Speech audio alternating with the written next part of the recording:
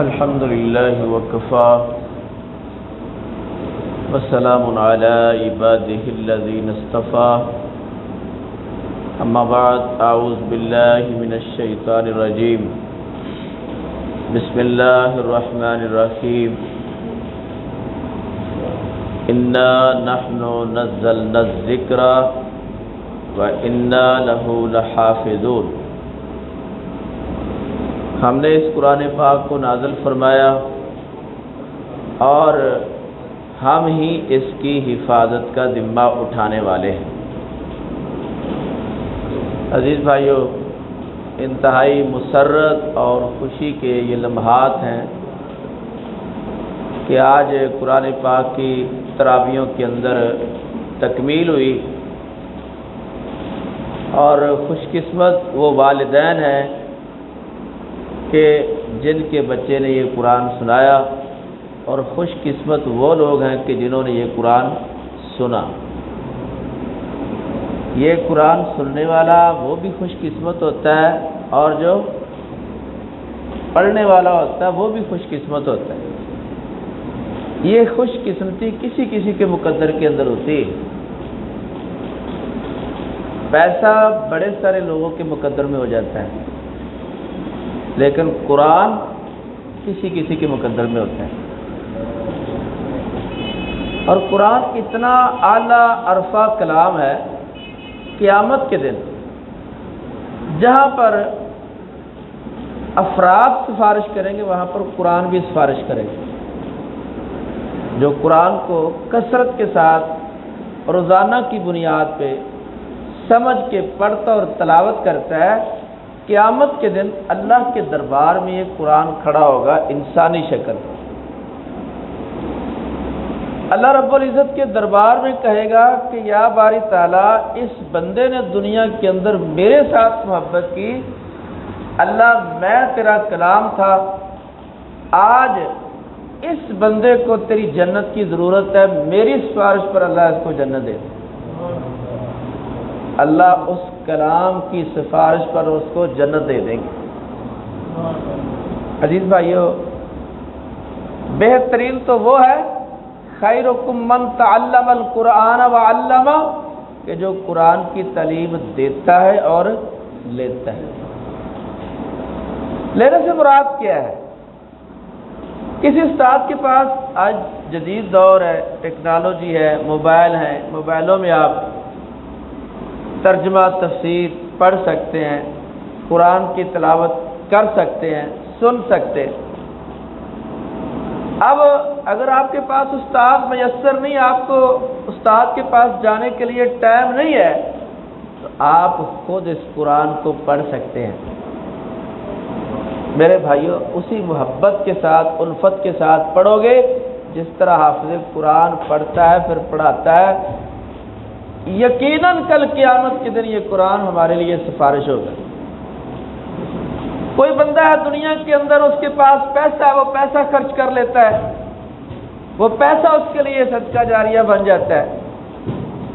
کوئی نیکی کر لیتا ہے، کوئی نمازیں پڑھ لیتا ہے، لیکن اگر کوئی بندہ روزانہ کی بنیاد پر قرآن پاک کی تلاوت کو لازم پکڑ لیتا ہے تو قرآن پاک بھی اس کی قیامت کے دن سفارش بھی لازمی کرے گا۔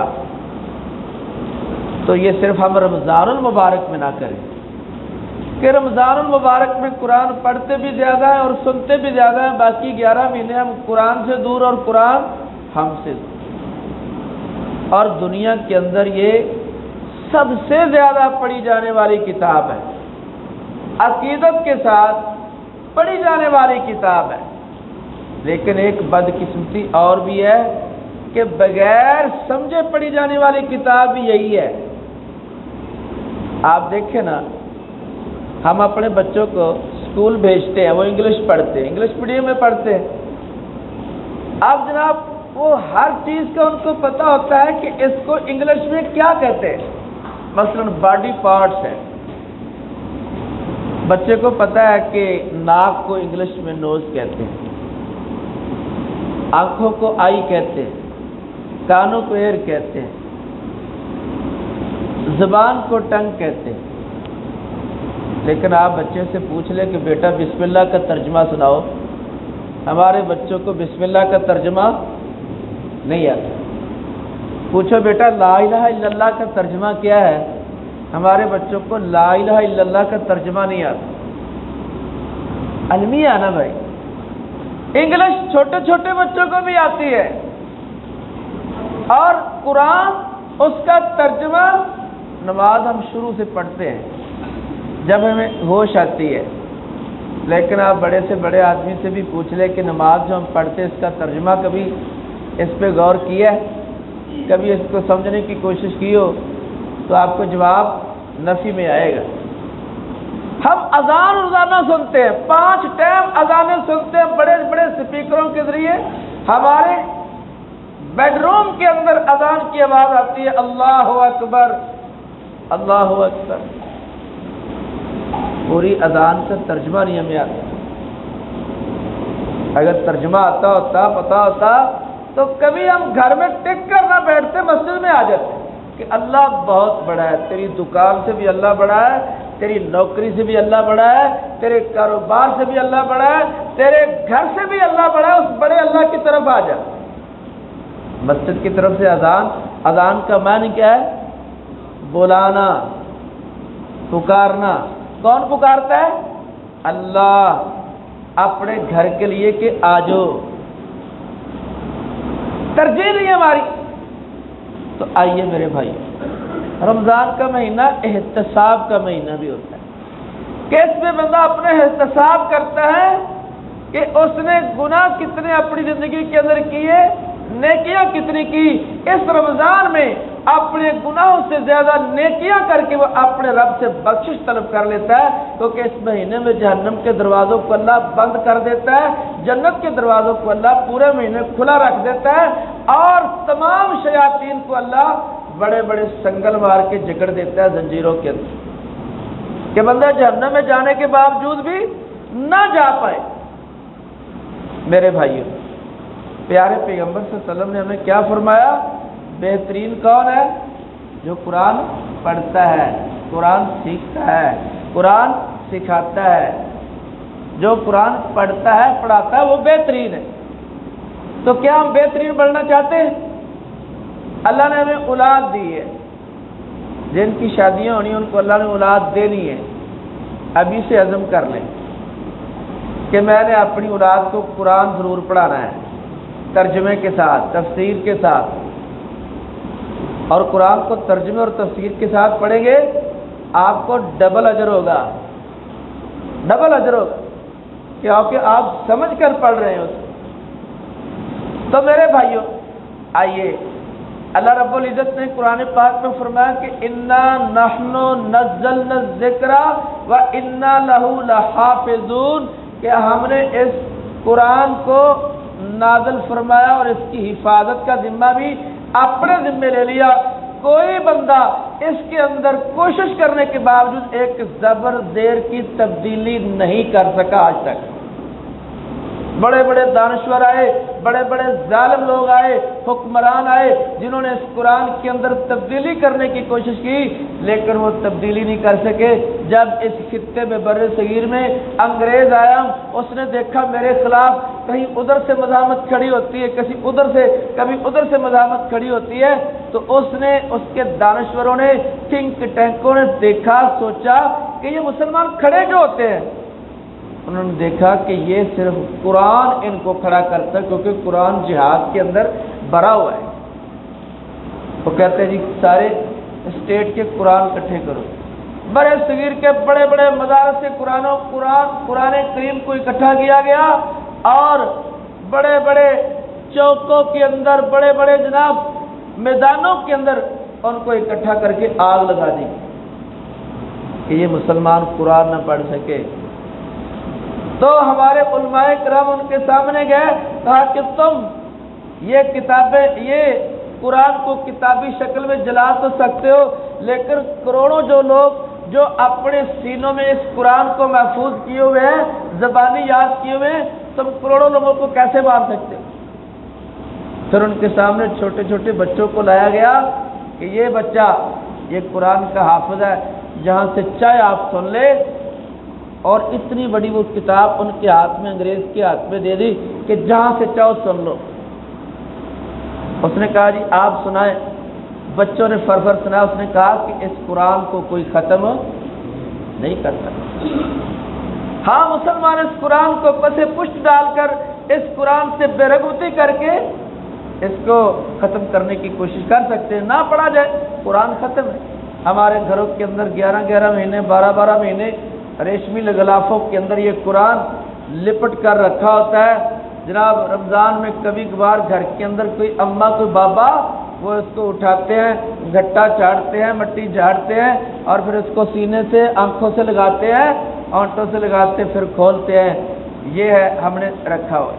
یا پھر کسی تھانے اور کچہری کے اندر، کسی پنچایت کے اندر اس کو جناب ہم اس کی قسمیں اٹھانے کے لیے قرآن کو رکھا ہے۔ یا اس قرآن کا تعویذ بنا کے گلے میں لٹکا کے ہوائی چیزیں اور جن بھوت یا جادو ٹونے سے محفوظ رہنے کے لیے اس قرآن کو ہم استعمال کرتے ہیں۔ یا جناب اس قرآن کو بطور برکت دکان پہ پڑھ لیتے ہیں کہ جی گاہک زیادہ آ جائے، روزی زیادہ آ جائے، ورنہ اس قرآن سے جو فائدے حقیقی فائدے تھے وہ ہم نے اس قرآن سے حاصل نہیں کیے۔ آؤ اس رمضان کے مہینے کے اندر ہم اپنے رب سے یہ وعدہ اور عہد کرتے ہیں اور دعا کرتے ہیں کہ یا باری تعالیٰ اس قرآن سے ہمیں صحیح فائدہ اٹھانے کی توفیق عطا فرما کہ جو لوگوں کے گھروں کو تبدیل کرے، لوگوں کے زندگیوں کو تبدیل کرے اور لوگوں کو رزق حلال کی طرف اس قرآن سے رہنمائی ملے اور نبی صلی اللہ علیہ وسلم کی حدیثوں سے رہنمائی ملے۔ یہ تب ہی ممکن ہے کہ جب ہم اس قرآن کی تعلیم کو باقاعدہ حاصل کریں۔ تو اس قرآن کی تعلیم کے لیے الحمدللہ مدارس موجود ہیں، ان میں یہ بھی مدرسہ ہے۔ یہ یکم رمضان سے ہم نے اس کی اوپننگ کی ہے اور الحمدللہ یہاں پر 25 بچے اس وقت قرآن پاک کو حفظ کر رہے ہیں۔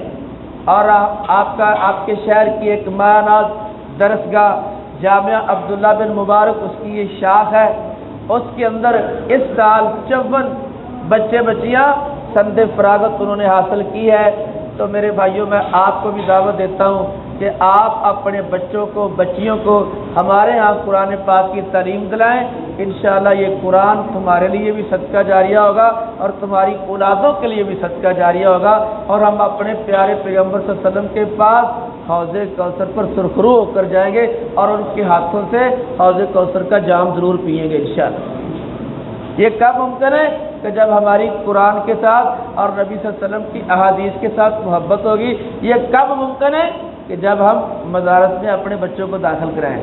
اور میں آپ کو اللہ کی قسم کھا کے کہتا ہوں کہ جب آپ کے بچے قرآن کو اور حدیث کو پڑھیں گے تو آپ کے بچے کبھی بھوکے نہیں مریں گے۔ بہت سارے لوگ کہتے ہیں نا جی ہمارے بچے پھر کھائیں گے کہاں سے؟ اللہ قرآن میں کہتا ہے کہ اس قرآن کے ذریعے ہم نے بڑے بڑے لوگوں کو عزت دی ہے۔ اس قرآن یہ عزت ہے نا بھائی یار، پیچھے وزیر اعظم بھی کھڑا ہو جاتا ہے، آگے ایک کمزور سا بندہ معاشرے کا وہ قرآن پڑھنے کے لیے، نماز پڑھانے کے لیے کھڑا ہوتا ہے۔ بادشاہ کی ضرورت نہیں ہوتی ہے، وزیر اعظم کی ضرورت نہیں ہوتی کہ اپنی مرضی سے وہ سجدے میں جائے یا سجدے میں چلا گیا، جب تک امام کھڑا نہ ہو وہ سجدے سے سر اٹھائے یا رکوع میں جائے، اپنی مرضی سے نہیں وہ رکوع سے اوپر اٹھ سکتا۔ یہ اللہ نے مقام اور عزت اس امام کو غریب کو دی ہے، تو کس کی وجہ سے؟ اس قرآن کی وجہ سے۔ تو اللہ رب العزت سے دعا ہے، باتیں میرے بھائیوں بہت زیادہ ہیں، عمل کی ضرورت ہے۔ تو آئیے اس مدرسے کو بھی ہم نے آباد کرنا ہے اور قرآن کے ساتھ محبت پیدا کرنی ہے اور قرآنی علوم کو اپنے گھروں کے اندر بھی انشاءاللہ اپنی بہو بیٹیوں کو اور اپنے بچوں اور بچیوں کو بھی انشاءاللہ العزیز پڑھانا ہے۔ جامعہ عبداللہ بن مبارک میں اور اس مدرسے میں انشاءاللہ رمضان کے بعد یکم شوال سے داخلے شروع ہو جائیں گے۔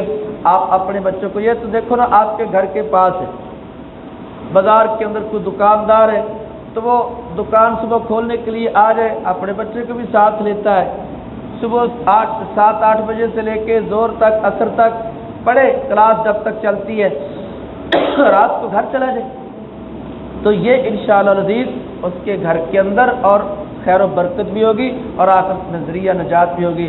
اللہ رب العزت سے دعا ہے کہ جو ہم نے قرآن تراویحوں کے اندر سنا ہے، ہمارے حافظ قرآن بچے نے یہ قرآن سنایا ہے، اللہ سب کا سننا سنانا اپنی بارگاہ کے اندر قبول فرمائے۔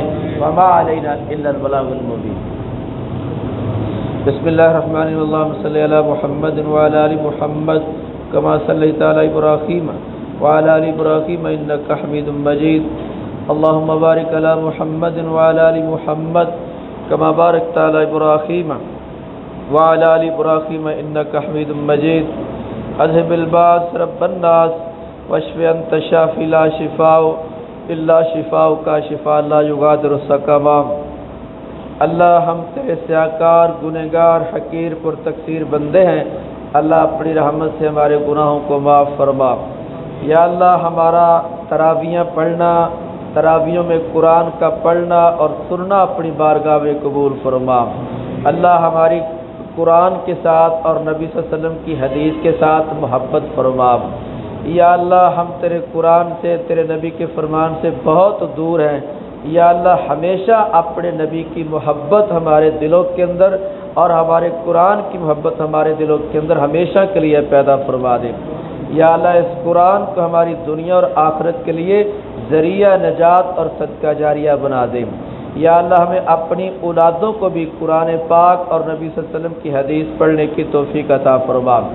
یا اللہ 5 وقت کا ہم سب کو نمازی بنا۔ یا اللہ ہم تیرے گھر سے، تجھ سے یا اللہ بہت دور ہیں، یا اللہ تو اپنی رحمت سے ہم سب کو اپنے قریب فرما۔ یا اللہ ہم سب کو اپنے گھروں کو، یا اللہ اپنے گھروں کو آباد کرنے کی توفیق عطا فرما۔ یا اللہ اس مرکز کو قرآن و سنت کا گہوارہ بنا، یہاں پر یا اللہ قرآن و سنت کی تعلیم کو قیامت تک کے لیے جاری فرما دے۔ یا اللہ جس مائی صاحبہ نے، یا اللہ جس گھر نے یہ جگہ وقف کی ہے تیرے قرآن کے لیے، نمازوں کے لیے، اللہ تیرے کلمے کو بلند کرنے کے لیے، یا اللہ ان کی قبروں کو تو ٹھنڈا فرما۔ یا اللہ تو ان پر اپنی رحمتوں کے دروازے کھول دے۔ یا اللہ وہ تیرے پر اسرار بندے، یا اللہ گنہگار بندے، یا اللہ اپنی رحمت دینا، رحمت کے ساتھ یا اللہ ان کو جنت الفردوس میں وسیع جگہ عطا فرما۔